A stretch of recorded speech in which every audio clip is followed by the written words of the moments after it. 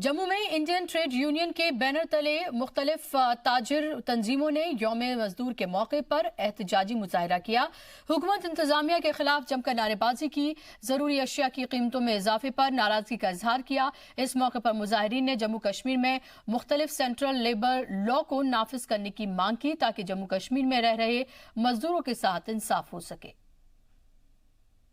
Labour law जो है वो लागू किए जाने चाहिए, लेकिन जहाँ देख लो कि 7वें पे कमीशन की रिपोर्ट सरकार ने दी जिसमें मिनिमम वेज जो था वो 18,000 रुपया रखा गया, लेकिन सरकार जो है आज देखिए कि 18,000 रुपया जो है हमें लड़ना पड़ रहा है, लेकिन अभी तक मजदूरों को 18,000 रुपया मिला नहीं है, सवाए केंद्रीय कर्मचारियों को या राज्य की कोई सरकारों के। आज भी जहाँ हमारे जो वर्कर जो है, फैक्ट्री का मजदूर है, प्रोजेक्टों में काम करने वाला मजदूर है या दूसरा मजदूर है, जहाँ सबसे ज़्यादा शोषित वर्ग है हमारा जो है, ये स्कीम वर्कर है, आशा वर्कर है, आंगनबाड़ी वर्कर है, मिड डे